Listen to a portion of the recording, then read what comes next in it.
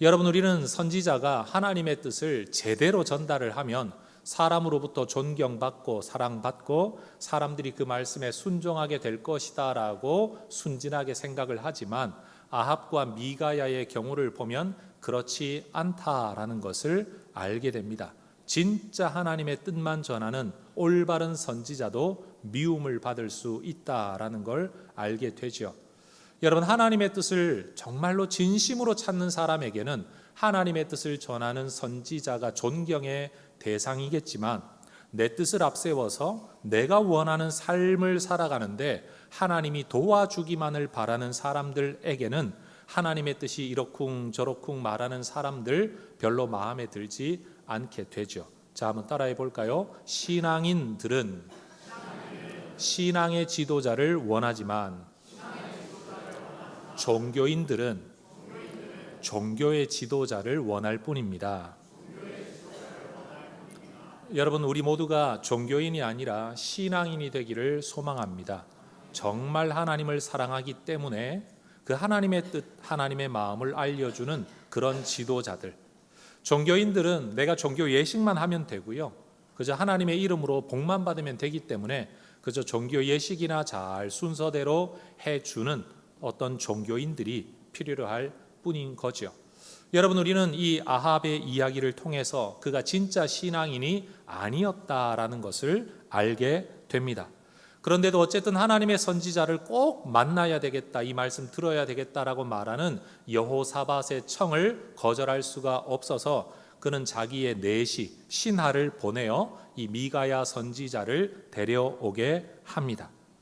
아합의 내시가 미가야 선지자를 데려오기 위해 떠난 그 시간 가운데에서도 성문 광장에는 이 두 명의 왕과 그리고 많은 백성들과 거짓 선지자 400명이 모여서 계속해서 예언 대회를 진행해 나갑니다. 그 내용은 그거죠. 하나님이 편들어 주실 겁니다. 하나님이 이기게 하실 겁니다. 심지어 어떤 선지자는 철로 뿔을 만들어서 마치 콧불소가 모든 적들을 그 뿔로 해치우듯이 하나님께서 당신을 이기게 하실 겁니다. 무슨 연극과 같은 예언을 하기도 합니다. 아합 왕을 너무 잘 아는 내시, 측근이죠. 그리고 지금 상황이 어떻게 돌아가는지를 너무 잘 알고 있는 이 내시가 미가야 선지자를 데려오면서 이렇게 말을 합니다. 성경이 기록하죠. 12절, 선지자들의 말이 하나같이 왕에게 좋게 말하니 청하건대 당신의 말도 그들 중 한 사람처럼 좋게 말하소서. 아마 이 내시 입장에서는 하나님의 뜻이고 뭐고 이게 중요한 게 아니라 지금 돌아가는 이 판세를 한번 보십시오. 당신이 무슨 말을 하든 왕은 이 전쟁 포기하지 않습니다. 당신이 하나님의 이름으로 아무리 말을 해도 어차피 왕은 듣지 않을 텐데 굳이 왜 그 말을 자꾸 합니까? 미움 받아가면서까지. 그러니 듣고 싶은 말 한마디 해주게 마세요. 어차피 전쟁은 해야 됩니다. 그렇다고 당신이 전쟁터에 나갈 것도 아니지 않습니까? 아마 이런 의도를 가지고 이런 말을 했겠지요. 그런데 하나님의 선지자로서의 양심이 훨씬 더 중요했던 미가야가 이 내시에게 이렇게 대답을 합니다. 13절, 내 하나님께서 말씀하시는 것, 곧 그것을 내가 말하리라. 이것이 바로 선지자의 자세입니다. 하나님께서 말씀하시는 것만 말하겠다. 여러분 한번 생각해 보십시오. 하나님의 선지자, 오늘날로 말하면 설교자라고 일컫는 사람들이 하나님의 말씀이 아닌 것을 하나님의 말씀인 것처럼, 하나님의 뜻이 아닌 것을 하나님의 뜻인 것처럼 자기 말을 하나님의 이름을 빌어서 함부로 말하게 되면 세상에 어느 누구가 하나님의 뜻을 귀 기울여 듣게 되겠습니까? 그렇게 말하는 설교자, 그런 말을 듣고 싶어하는 사람들끼리의 관계는 좋아지겠죠. 듣고 싶은 말을 해주니까. 듣고 싶은 말을 해주는 사람을 미워할 사람이 누가 있습니까? 그런데 정작 여러분, 그 길이 사는 길이 될 수가 없고 하나님의 은혜의 역사가 있는 길이 될 수가 없는 거죠. 목사들의 고민이 이것이 아닐까 싶습니다. 저도 사람이기 때문에 하나님을 다 알지 못합니다. 제가 아무리 성경을 들여다보아도 성경을 100% 이해했다라고 저는 장담할 수가 없습니다. 그저 이해한 한계 안에서 하나님의 뜻을 나눌 뿐인데 여러분, 그것이 하나님의 뜻에 부합되기를 소망하며 그렇게 조심스럽게 설교할 뿐입니다. 저는 여러분들이 듣고 싶은 말을 해주기를 저에게 원하지 마시고, 목사님, 하나님의 뜻을 제대로 가르쳐 주십시오 라고 그런 기대를 가진 예배자들, 성도들 되시기를 축복합니다. 여러분, 정말 막말로 저와 여러분의 관계가 아무리 좋아진다고 한들 저는 여러분에게 복을 줄 수 없습니다. 여러분이 제 말로 아무리 힘을 얻는다고 한들 여러분의 인생길이 열려지지 않습니다. 우리의 삶을 붙들어 주실 분은 하나님이시지 제가 아니기 때문입니다. 그러니 여러분, 우리 모두가 우리 하나님 앞에서 바른 길, 믿음의 길, 말씀의 길을 올바로 걸어갈 수 있기를 축복합니다. 그런데 여러분, 놀랍게도 이 아합 앞에 불려 나온 미가야 선지자가 여러분 아합에게 말하기를 전쟁하러 가세요 라고 말을 합니다. 아합도 깜짝 놀랍니다. 날마다 내 생각과는 다른 말만 하더니 왜 갑자기 나보고 전쟁하러 가라 하냐. 듣고 싶은 말을 들었는데도 그게 오히려 이상해서 야, 너 말 제대로 안 할래? 여러분, 아합이 오히려 놀라서 다그칠 만큼 이런 말을 듣게 됩니다. 그런데 여러분, 표면적으로는 400명의 선지자가 했던 말, 전쟁하러 가십시오 라는 말과 미가야 선지자가 하는 말, 전쟁하러 가십시오 라는 말은 똑같습니다. 표면적으로는 똑같습니다. 그런데 왜 그 말을 하는지 의도는 완전히 달랐습니다. 400명의 선지자는 그렇게 말을 했죠. 이 전쟁에서 당신이 이길 겁니다. 하나님께서 이기게 하실 겁니다. 그러니 전쟁하십시오. 그런데 미가야가 전쟁터 나가라고 했던 말은 완전히 다른 의미였습니다. 하나님께서 당신을 이 전쟁에서 죽게 하려고 작정하고 계시기 때문에 당신은 전쟁터로 나가야 합니다. 여러분, 마치 신화에서나 읽어보았을 법한 이야기, 아이들의 동화책에나 나올 법한 이야기가 오늘 본문에 기록되어 있어요. 우리가 아까 읽지는 않았지만 이 본문 내용을 보면 하늘나라에서 이루어지는 회의 내용이 공개됩니다. 하나님께서 천사들과 함께 회의하는 거죠. 내가 아합을 심판하고 아합을 이제 재판해야 되겠는데 어떻게 하면 좋겠느냐. 천사들 가운데 이런저런 제안을 하다가 한 천사가 이야기하죠. 거짓말하는 영이 되어 선지자들에게 다 거짓말 시키겠습니다. 그래서 죽는 자리에 나가도록 만들겠습니다. 여러분, 저는 하늘나라 회의를 들여다본 적도 없고 본 적도 없고 그럴 만한 영성도 없습니다. 이 성경을 읽으면서도 저는 신기할 뿐입니다. 그런데 놀라운 사실은 여러분, 이런 일까지라도 사람에게 알려주시는 하나님의 은혜, 그런 사람이 있었다는 사실이 저는 놀라울 뿐입니다. 여러분, 지금 미가야 선지자가 했던 이 말 앞에서 400명의 선지자는 단숨에 거짓 선지자가 되고 말았습니다.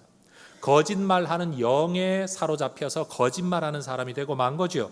그래서 너무 화가 난 시드기야라는 사람이 이 미가야 선지자의 뺨까지 때리면서 말을 하죠. 야, 하나님의 영이 내게로부터 언제 떠나서 너에게 가서 이런 말을 시키더냐. 자기의 자존심이 상한 겁니다. 여러분, 이 본문의 이야기를 들여다보면 영적 세계의 현실을 정확하게 꿰뚫고 있는 것은 한 사람의 선지자였지 400명의 선지자가 아니었습니다. 이 말은 매우 조심스럽기는 하지만 하나님의 뜻이라는 것은 다수결로 표결되어질 수 있는 게 아닌 것 같아요. 400명의 선지자가 하고 있는 말은 다 거짓말이고 단 한 사람의 말만이 진실한 하나님의 의중을 그대로 반영하고 있다는 거죠. 여러분, 하나님의 선지자는 세상 물정과 정치에 통달한 사람이 아니라 하나님의 뜻에 통달한 사람이어야 하지 않겠습니까? 마찬가지로 하나님의 백성이라고 하면 내가 비록 세상에 발을 딛고는 살아가지만 세상 물정, 세상 돌아가는 것, 세상 정치, 세상 경제, 여러분 세상에 판 돌아가는 것에 대해 익숙한 것보다도 하나님의 마음과 하나님의 뜻, 여러분 거기에 좀 더 익숙한 사람이 되어야 하지 않겠습니까? 예전에는 뉴스라는 것을 보면 일방적으로 전달해주는 정보가 전부인 줄로 그저 받아들이는 시대가 있었습니다. 그런데 요즘 우리가 살아가는 시대는 여러분 일방적인 정보가 없어요. 여러분 어떤 사건 하나에 대해서 보더라도 이 모양 저 모양으로 엄청 많은 정보들이 언론기관이 아닌 각 개인들이 쏟아내는 정보량이 엄청납니다. 그래서 어떤 사건 하나가 나오면 우리는 그 사건의 배후에 뭐가 있는지, 왜 이 언론사는 이렇게 말하고 저 언론사는 저렇게 말하는지까지도 우리는 들여다볼 수 있는 시대가 되었습니다. 여러분, 그런 이야기를 좀 알아야 세상 돌아가는 이야기를 나눌 수 있는 상식 있는 사람, 소양이 있는 사람으로 우리는 인정받는 시대를 살고 있죠. 그래서 여러분, 우리는 열심히 전화기를 들여다봅니다. 컴퓨터에 검색을 합니다. 도대체 이 일의 배우는 무엇이냐? 진짜 숨어있는 이야기는 무엇이냐? 그런데 여러분, 저는 오늘 이 설교를 준비하면서 이런 생각을 해봅니다. 세상을 살기 위해 또는 세상에 속지 않기 위해 권력자들 또는 어떤 세력에 속지 않기 위해 이 일의 진정한 배우가 무엇인가를 각자 나름대로 더 많이 찾아 연구하는 것처럼 이 시대 속에 살아계신 하나님의 뜻과 의중이 무엇인지를 좀 더 잘 알고자 찾아 애쓰는 하나님의 사람들이 많아지면 얼마나 좋을까? 뉴스 하나를 가지고 누가 이렇게 말하면 야, 그게 아니야, 사실은 이런 거야 라고 우리는 말을 하지요. 동일하게 하나님의 뜻에 대하여서 그렇게 크게 이야기할 수 있는 사람, 힘있게 이야기할 수 있는 사람들이 많아지면 얼마나 좋을까? 저는 그런 생각을 해봅니다. 여러분, 스마트폰으로 뉴스를 검색하는 양만큼이라도 하나님의 말씀을 가까이 하는 우리 혜성의 가족들 되시기를 주의 이름으로 축원합니다. 세상 판세를 읽어내는 눈, 정치 바닥을 읽어내는 눈, 경제 동향을 읽어내는 눈, 여러분 중요하죠. 그런데 하나님의 마음을 읽어내는 눈, 하나님의 일하심과 하나님의 역사가 어디로 흘러가고 있는지를 읽어내는 눈도 우리 모두에게 있어지기를 주의 이름으로 축복합니다. 아합은 미가야 선지자를 통해 선포되는 자신의 죽음, 이 전쟁에서 네가 죽게 될 거다, 그게 하나님의 뜻이고 작정이다 라는 이야기를 듣고서도 이 전쟁을 멈추지 않습니다. 그가 정말 하나님을 인정하고 하나님 무서운 줄 알고 한번 뜻하시면 반드시 이루시는 하나님을 알았다면 그는 지금 전쟁을 멈추고 하나님 앞에 회개하며 돌이켜야 합니다. 그러면 살게 될 것입니다. 그런데 이 미가의 선지자 예언을 듣고서도 이 아합의 반응을 한번 보십시오. 26절입니다. 이놈을 옥에 가두고 내가 평안히 돌아올 때까지 고난의 떡과 고난의 물을 먹게 하라. 자, 따라하십시다. 이놈. 누구를 두고 하는 말입니까? 하나님의 뜻을 말하는, 하나님의 천상의 회의까지 들여다볼 수 있는 영성을 가지고 있는 하나님의 진실한 선지자를 두고 아합은 이놈이라고 말을 합니다. 그리고 내가 가지고 있는 권력을 가지고 이놈 고생 좀 시켜라. 그리고 말을 하죠. 내가 돌아올 때까지. 이 전쟁에서 자기는 죽지 않을 거라고 지금 확신하고 있는 겁니다. 하나님은 죽을 거다라고 말씀했는데 절대 그런 일이 일어나지 않는다. 내가 돌아와서 멀쩡하게 살아서 네가 틀렸다라는 것을 내가 보여주겠다. 그때까지 고생의 물, 고생의 떡 먹게 만들어라 이야기하고 있다는 겁니다. 여러분, 아합은 자기 생각에 가득 찬 사람, 자기 고집에 여러분 올인하고 있는 사람, 하고 싶은 일에 몰두하고 있는 사람, 그는 하나님의 말씀을 들을 수 있는 믿음도 없었고 마음의 여유도 없었습니다. 하나님의 백성이라고 일컬어지는 이스라엘 백성들의 왕임에도 불구하고 그는 하나님의 살아계심을 인정하지도, 하나님의 말씀을 두려워하지도, 하나님의 분명한 뜻의 선포 앞에서도 자기를 고치지 않고 오히려 자기를 고집하고 말씀을 무시하는 삶을 살아가고 있는 겁니다. 성도 여러분, 한번 여쭤보고 싶습니다. 우리는 오늘 이 자리에 나올 때 그 말씀이 무슨 말씀이든지 내가 듣고 싶어 하든 듣기 싫어하든 부담이 되든 좋든 상관없이 어떤 말씀이든 내가 듣겠습니다, 아멘 하겠습니다, 이런 자세로 예배를 드리러 나온 것인지, 내 마음에 들면 아멘 하고 내 마음에 들지 않으면 목사 이놈 할 수 있는 여러분 그런 마음으로 예배를 드리러 나온 것인지 여러분 우리의 내면을 한번 돌아볼 수 있기를 원합니다. 저는 오늘날 교회 안에 하나님을 진짜로 믿지 않는 사람들이 너무 많다. 하나님의 말씀을 하나님의 말씀으로 듣지 않는 무늬만 그리스도인들, 기독교인이라고 일컬어지는 종교인들이 너무 많은 세상이다. 정말 하나님의 말씀을 들으려고 하는 사람, 그 말씀이 진리인 줄로 믿는 사람, 전 우리 혜성교회에 그런 사람들이 많이 세워지기를 저는 소망합니다. 그런데 저는 이 상황 속에서 참 궁금한 게 하나가 있어요. 아합은 원래 악한 사람이고 하나님을 미워하는 사람이라 그렇다 치더라도 지금 여호사밧은 어디에서 무엇을 하고 있는 걸까요? 그는 분명 하나님을 섬기는 사람, 하나님을 믿는 사람이었습니다. 자기가 하나님의 말씀 듣고 싶어 선지자를 모셔오라고 청했던 사람입니다. 그럼 최소한 진짜 하나님의 선지자가 와서 예언을 하고 고생의 떡, 고생의 물을 먹기까지 아합이 이놈 하고 있는 상황이라면, 자기가 불러오게 만들었다면 최소한 왕을 말리고 이 사람의 안전을 보호해 주고 자기라도 그 말씀에 여러분 순응하고 순종하는 모습을 보여야 하지 않겠습니까? 여러분, 성경에는 여호사밧의 말 한마디, 행동 하나가 기록되어 있지 않습니다. 그런데 이 여호사밧의 침묵 자체가 지금 여호사밧이 얼마나 불신앙의 모습을 보여주고 있는가를 우리에게 알려주죠. 우리가 추측하기로는 여호사밧은 미가야를 통해 선포되는 하나님의 말씀에 순종하려 하기보다는 이 나라의 안전을 위해서 어렵게 아합의 딸을 며느리로 맞이한, 사돈 관계 맺은, 두 나라가 전쟁하지 않도록 여기까지 일구어낸 이 관계를 지키는 것이 그에게는 더 중요하게 여겨졌던 것 같습니다. 하나님을 믿는 사람이긴 하지만 한 번도 얼굴 대하지 않았던 미가야 선지자와의 관계성보다는 아합과의 관계성이 그에게는 훨씬 더 중요했던 거죠. 하나님의 말씀에 대하여 순종하고 반응하기보다는 오히려 아합의 말에 더 빨리, 더 민첩하게 반응했던 여호사밧의 모습. 여러분, 바로 이 모습 때문에 19장을 넘어서면 하나님께서 이 전쟁에서 겨우 살아 돌아온 여호사밧에게 선지자를 보내셔서 말씀하시죠. 네가 하나님을 미워하는 사람, 악한 사람을 하나님보다 더 사랑하고 하나님보다 더 중요하게 여기는 것이 과연 옳으냐? 여러분, 지금 이 여호사밧의 입장에서는 사돈 관계를 잘 지키고 국제 관계를 잘 지키는 것과 하나님과의 관계를 잘 지키는 것을 함께 지켜갈 수는 없었습니다. 전 우리 성도님들에게 이런 부탁드립니다.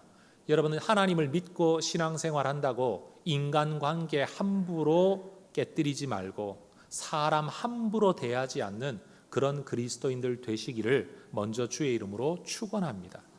그런데 그런 인간관계를 소중히 여기며 인격적 관계를 누리며 살아가다가도 때로는요, 사람 관계와 믿음의 관계, 하나님과의 관계가 함께 갈 수 없는 상황을 만날 때가 있습니다. 그때 과연 우리는 어느 쪽을 선택해야 될 것인지 오늘 결심하고 여러분 돌아갈 수 있기를 바랍니다. 여러분, 내가 믿음을 선택한다고 해서 남을 무시해라, 남의 인격을 무시해도 된다, 이 말을 하는 게 아닙니다. 나는 어느 편에 설 거냐, 나는 어디에 내 무게의 중심을 두고 살아갈 거냐, 이 결정이 필요하다는 거죠. 결국 아합은 들어야 할 하나님의 말씀을 듣지 않고 전쟁터로 나아갑니다. 사실 자기가 죽을 자리인지도 모르고 가는 거죠. 여러분, 이것이 인간 지혜의 한계이고 인간의 고집된 모습입니다. 하나님의 말씀을 들었음에도 불구하고 그 분명한 말씀에 따라 결단하지 못하고 오히려 말씀을 외면하고 자기 욕심에 끌려 자기 죽는 자리, 여러분 그 자리로 나아가는 아합이나 인간관계에 끌려 죽음의 위협을 당하는 자리로 나아가는 여호사밧이나, 알고 보면 둘 다 하나님 말씀의 길이 아닌 길을 선택함으로써 둘 다 위기, 저주, 심판을 당하게 됩니다. 여러분, 나방이 불을 향해 날아든다고 불나방이라 그래요. 근데 사실은 나방이 처음부터 불을 향해 직진해서 날아드는 게 아니라고 합니다. 불나방의 습성이 대낮에는 태양빛, 밤에는 달빛을 향해서 일정한 각도를 유지하는, 그럼으로써 자기의 안전을, 돌고래는 여러분 초음파를 쏘아서 방향을 아는 것처럼 이 불나방은 빛과의 각도를 유지함으로써 자기의 안전한 비행을 추구한다고 합니다. 그런데 그게 멀리 있는 태양빛이나 달빛이 아니라 눈앞에 있는 불빛을 태양빛으로 알고 비행을 하다가 그 각도가 계속 돌다 보면 결국은 불 가운데로 날아 들어가게 된다는 거예요.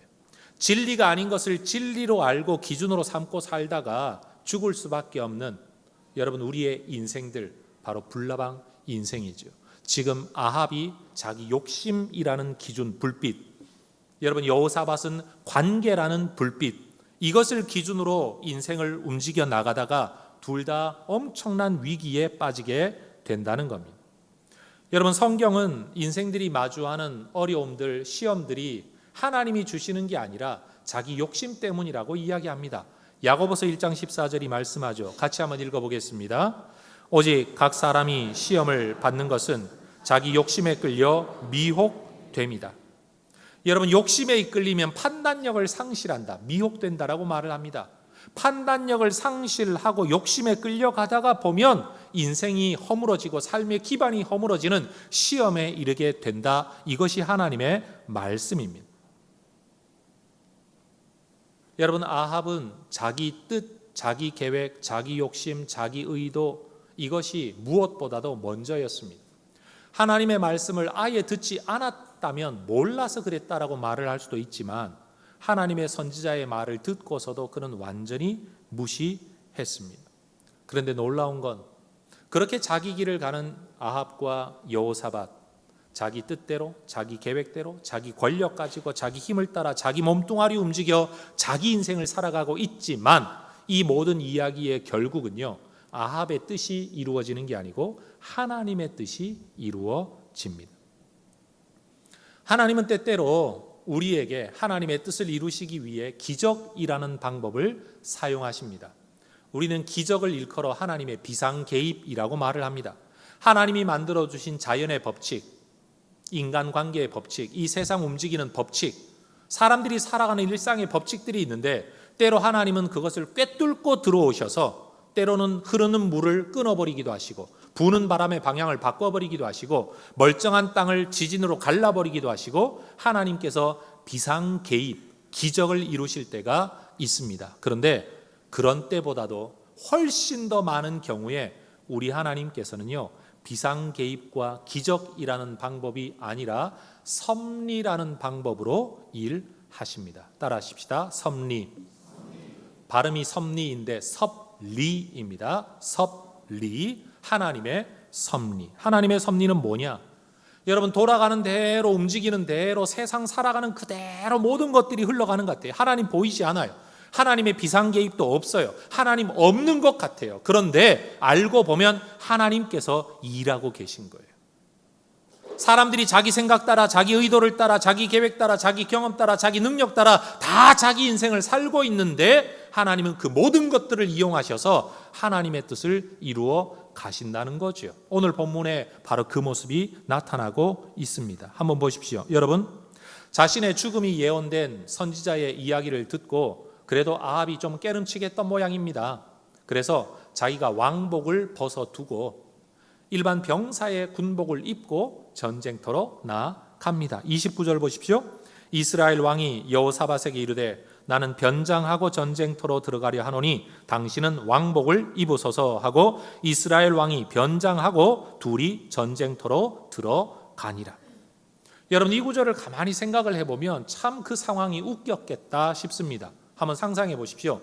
자기는 죽음이 예언되어 있기 때문에 그래도 최소한의 안전을 보장받고자 잔머리 굴려서 일반 병사의 옷을 입고 전쟁터로 들어갑니다. 그러면서 사돈에게는 말합니다. 당신은 그냥 왕복 입고 가세요.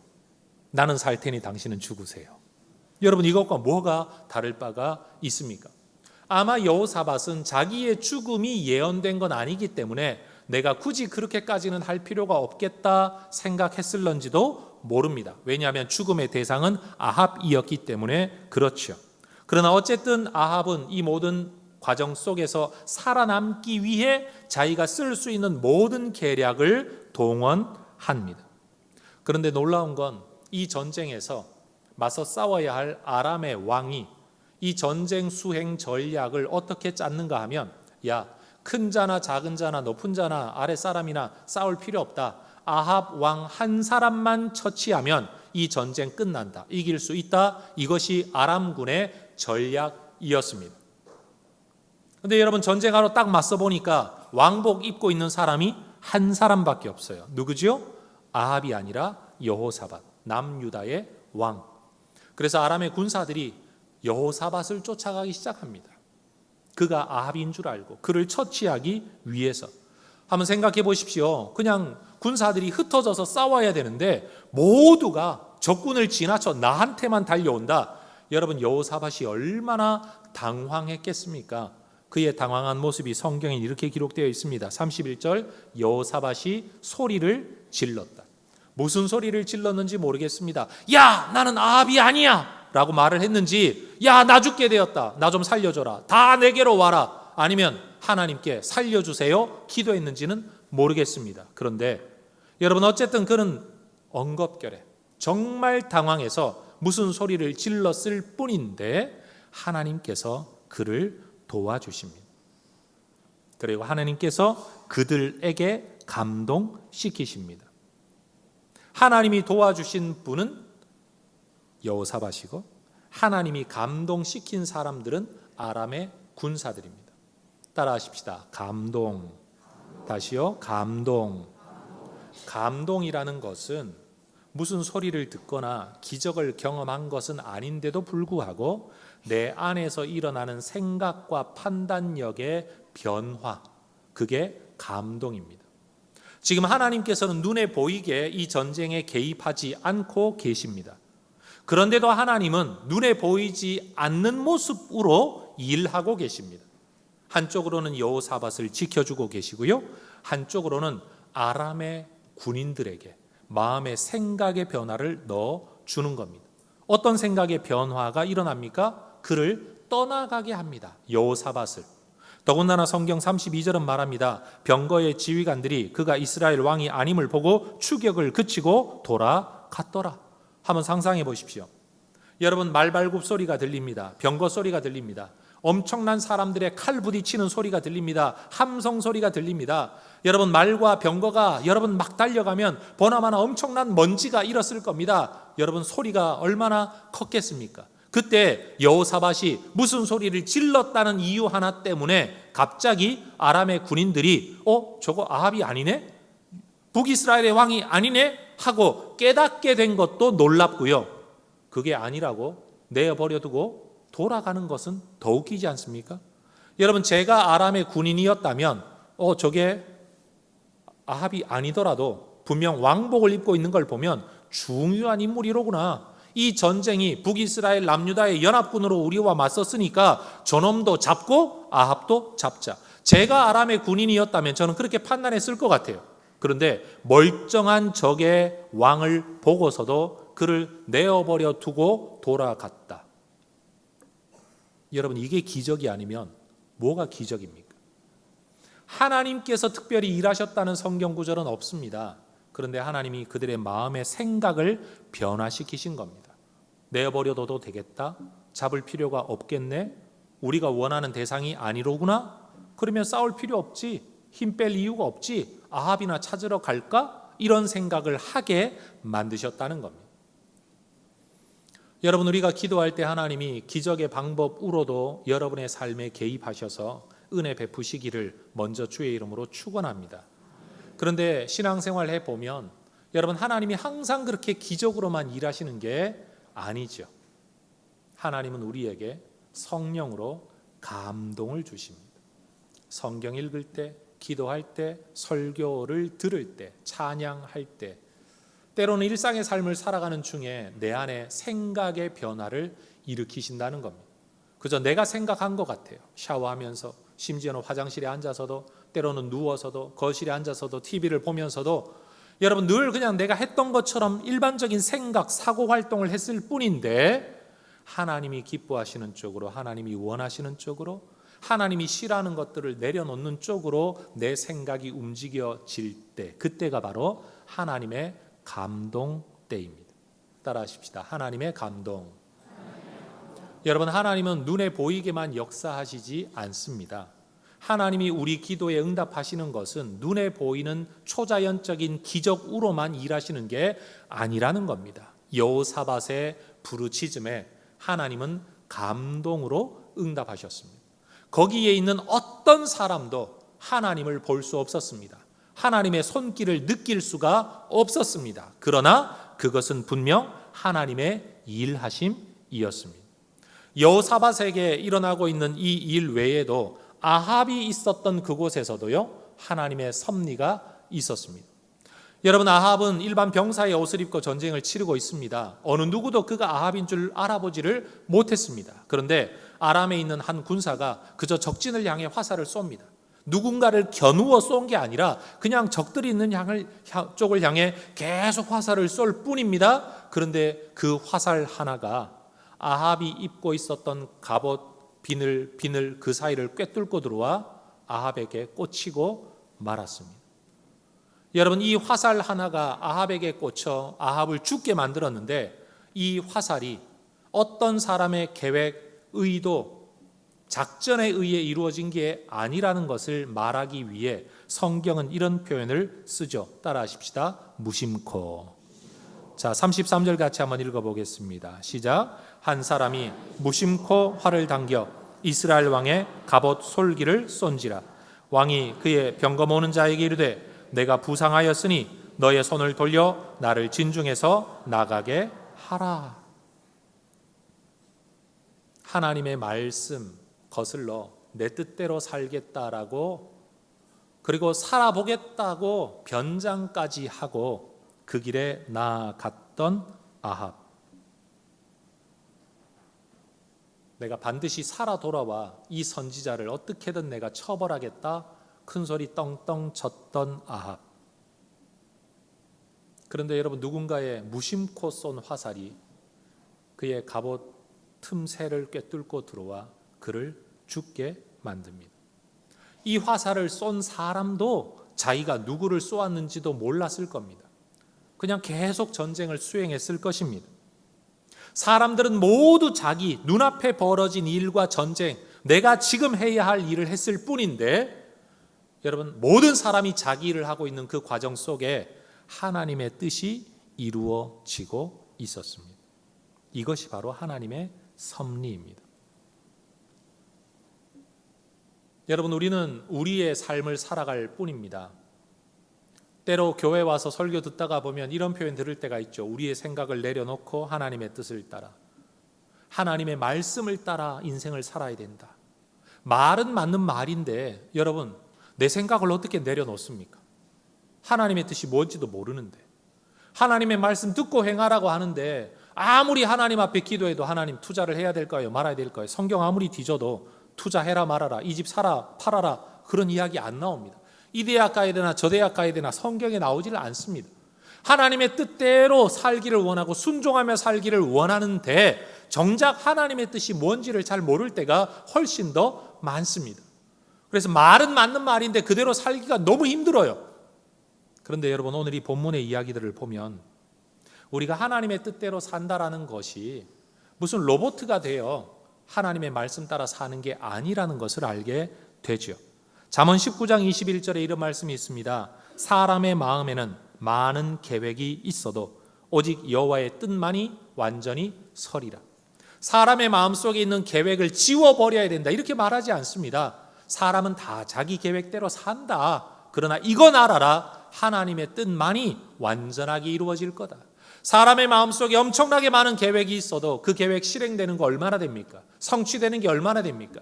사람은 다 골몰해서 자기 인생 성공하려고 살아가지만 결국 반드시 이루어지는 건 하나님의 뜻입니다. 내 생각이 아니라는 겁니다. 내 뜻대로 되는 건 소원일 뿐이고 우리는 어느 누구도 그것을 장담할 수가 없습니다.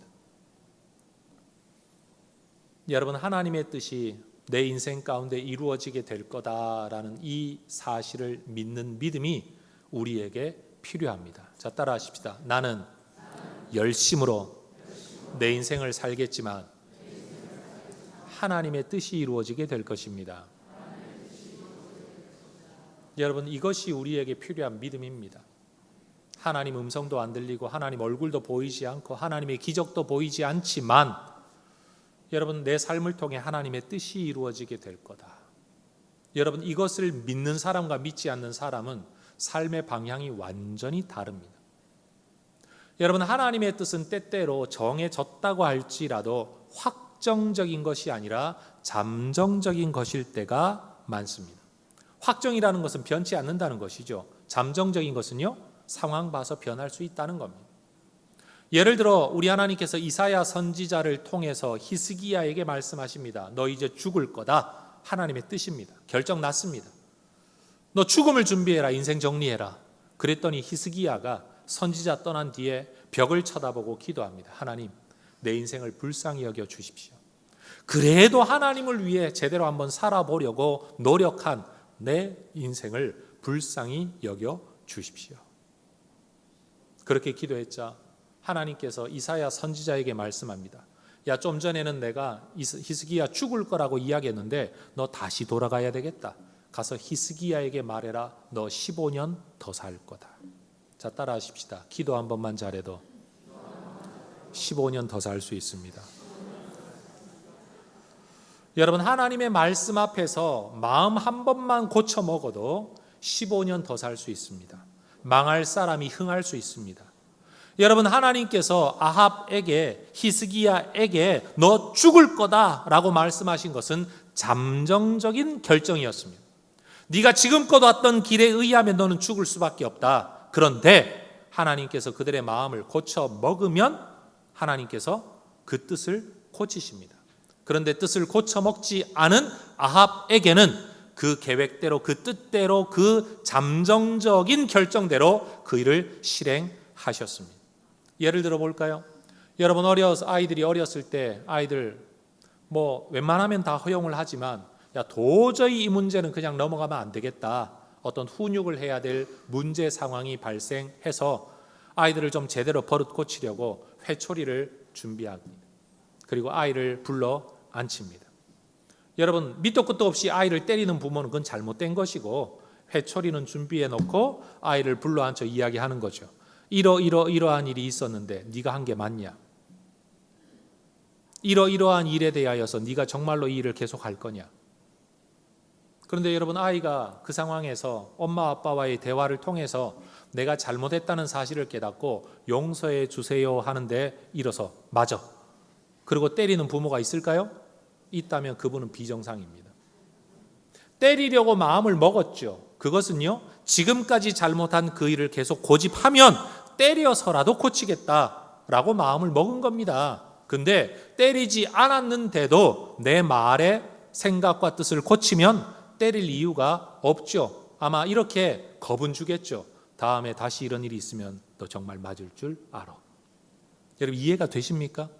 우리 하나님께서 지금 아합에게 하시는 말씀은요, 너 반드시 죽는다. 사실은 이게 아닙니다. 미가야 선지자를 통해 살 기회를 주신 겁니다. 네가 이런 식으로 살면 이번 전쟁에서라도 죽을 수밖에 없다. 저는 상상을 한번 해봐요. 만약 하나님께서 이 미가야 선지자의 예언을 듣고 아합이 그의 생각을 고쳐 전쟁 안 하겠습니다. 하나님의 선지자들에게 해코지하지 않겠습니다. 내가 하나님을 인정하고 살아가겠습니다. 라고 그의 태도를 고쳤다면 여러분, 하나님께서 아합을 더 살게 하셨을까요? 안 돼. 너는 죽어야 돼. 너 반드시 전쟁 나가야 돼. 회개가 어디 있어? 여러분, 그렇게 밀어붙이셨을까요? 저는 분명 아합에게도 새 삶의 기회를 주셨을 거라고 믿습니다. 여러분, 사람이 망하는 것은 범죄했기 때문에 망하는 게 아니라 회개하지 않았기 때문에 망하는 겁니다. 여러분, 사람이 지옥에 가는 이유는요, 죄인이기 때문에 지옥 가는 게 아니라 회개하지 않았기 때문에 지옥 가는 겁니다. 하나님은 우리에게 기회를 주고 계시다는 사실이에요. 그 기회 앞에 히스기야처럼 돌아설 거냐, 아합처럼 고집할 거냐, 그것이 우리 인생을 결정 짓는다는 거죠. 여러분, 어떤 철학자는 인생을 두고 우리는 세상에 내 던져진 존재다라고 이야기를 합니다. 왜냐하면 어느 누구도 원해서 태어난 사람이 없으니까. 우리가 내 삶의 성별, 부모, 고향, 인종 이런 것들을 자기가 선택한 사람 아무도 없으니까. 그래서 우리는 세상에 내 던져진 존재다 말을 합니다. 자기 인생이 자기 뜻대로 시작된 게 아니라는 거지요. 맞는 말입니다.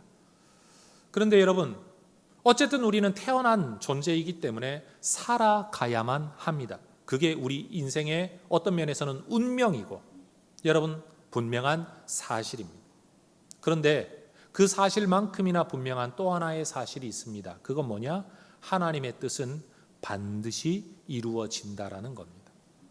나는 살아야만 한다라는 사실과 하나님의 뜻은 반드시 이루어진다는 사실, 여러분 이 두 개의 사실을 놓고 여러분 한번 생각해 보십시오.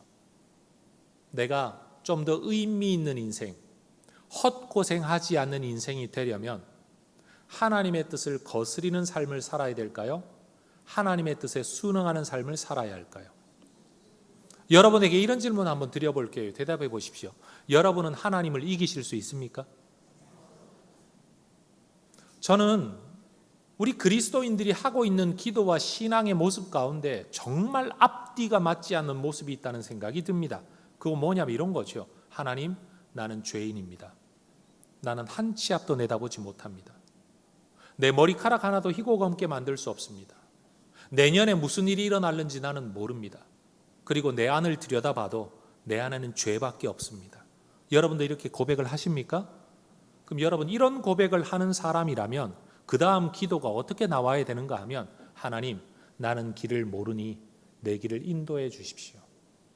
내 길을 보여주십시오. 어떻게 살아야 되는지 가르쳐 주십시오. 이렇게 기도해야 앞뒤가 맞습니다. 그런데 많은 그리스도인들이 어떻게 기도하는지, 기도의 시작을 할 때는 하나님, 난 죄인입니다. 죽을 수밖에 없는 죄인인데 은혜로 살았습니다. 감사합니다. 해놓고 하나님 반드시 이렇게 되어야 됩니다. 반드시 일이 이루어져야 됩니다. 아니, 길을 모른다고 해놓고 그 길이 반드시 되어야 되는 길이라고 하나님 앞에 기도하고 있다는 거예요. 눈물을 흘려 기도하고 있다는 거예요. 여러분 이 기도를 하려면 그 앞에 무슨 기도가 나와야 되는가 하면 하나님, 내가 볼 때는 이 길이 맞습니다. 나는 길을 압니다. 그래야 여러분 이걸 이루어 주세요라는 기도가 맞지 않겠습니까? 여러분은 어떤 기도를, 어떤 신앙생활을 하고 계십니까? 앞뒤가 맞는 신앙생활을 하고 계세요? 아니면 앞뒤가 안 맞는 신앙생활을 하고 계신 겁니까? 여러분, 우리 하나님의 뜻은 반드시 이루어집니다. 사람이 무슨 계획을 세우고 무슨 시도를 하고 무슨 노력을 하고 무슨 잔머리를 굴려서 어떤 모략을 통해서라도 자기 뜻을 이루려고 노력할지라도 하나님은 하나님의 뜻을 이루어 가십니다. 그러니 여러분, 우리가 믿음대로 산다, 지혜롭게 산다라는 것은 하나님의 뜻을 모르면 몰라도 최소한 하나님의 뜻과 맞는 쪽으로, 같은 쪽으로 살아가려고 머리를 써도 그쪽으로 쓰고 힘을 써도 그쪽으로 쓰고 경험과 모든 걸 활용하고 능력을 활용해도 이왕이면 하나님의 뜻이 이루어지는 쪽으로 썼을 때 우리의 인생이 헛고생이 되지 않는다는 거죠. 왜요? 하나님의 뜻은 반드시 이루어질 테니까요. 여러분, 너희는 먼저 그의 나라와 그의 의를 구하라는 말씀이 다시 한번 우리 모두의 삶의 지침이 되기를 원합니다. 뭘 해라 말아라 이런 게 아니에요. 이쪽으로 갈까요? 저쪽으로 갈까요가 아니에요. 이사를 동쪽으로 갈까요? 서쪽으로 갈까요? 그런 거 말고요. 우리 하나님께서 기뻐하실 만한 방향으로, 하나님이 좋아하실 만한 쪽으로, 그동안 지금까지라도 읽었던 성경, 들었던 설교 안에서라도 하나님이 기뻐하실 쪽으로 내 힘을 쓰면 여러분 그 힘과 수고는 절대 헛되지 않을 거라는 거죠. 그럼 어떤 분은 그렇게 질문하실 수도 있습니다. 나는 그런 줄 알고 했는데 아니면 어떡합니까? 저는 감히 이렇게 말씀드릴 수 있습니다. 그런 줄 알고 했는데 아니라면 그래도 하나님이 이뻐하실 겁니다. 왜냐하면 나는 하나님 위해서 하나님 뜻대로 살려고 했는데 지식이 부족해서 그런 거니까 그런 건 이뻐서라도 봐주죠. 그런데 분명한 하나님의 뜻이 있는데도 불구하고 고의적으로 거스르거나 아니면 아예 하나님의 뜻에 대해서는 생각지도 않고 살아가는 모습은 우리 하나님께 기뻐하실 만한 모습이 될 수가 없다는 거죠. 이사야 55장 6절과 7절에 이런 말씀이 있습니다. 화면 보고 같이 읽겠습니다. 너희는 여호와를 만날 만한 때에 찾으라. 가까이 계실 때에 그를 부르라. 악인은 그의 길을, 불의한 자는 그의 생각을 버리고 여호와께로 돌아오라. 그리하면 그가 긍휼히 여기시리라. 우리 하나님께로 돌아오라. 그가 너그럽게 용서하시리라. 여러분, 이 구절은 단순히 회개하라라는 말씀만이 아닙니다. 불의한 길 계속 가지 말아라. 악한 길 계속 가지 말아라. 하나님의 뜻이 아닌 줄 아는 길을 고집하지 말아라. 하나님께로 돌아와라. 하나님이 좋아하실 만한 길을 걸어라. 하나님이 기뻐하실 만한 인생길을 걸어라. 하나님이 너그럽게 용서하시고 편들어 주시고 하나님이 너희 길을 견고케 하시고 너희 길을 창대케 하실 것이다. 여러분, 하나님께서 우리에게 원하는 삶이 바로 이것입니다. 여러분, 죽는 줄도 모르고 불 가운데로 날아 들어가는 불나방 인생 되지 마시고 우리 하나님의 뜻을 따라 하나님의 뜻을 추구하며 그래도 믿음으로 살려고 우리 하나님이 이러면 좋아하시지 않을까 하는 기특한 생각 가지고 살아가는 하나님의 백성들 되실 수 있기를 축복합니다. 사람의 마음속에는 많은 계획이 있을지라도 오직 여호와의 뜻만이 완전히 이루어지게 될 거다. 하나님의 뜻 거슬러 살지 말고 하나님의 뜻에 순응해서 살아가는 하나님의 사람들, 우리 혜성 가족들이 그렇게 되시기를 주의 이름으로 축원합니다.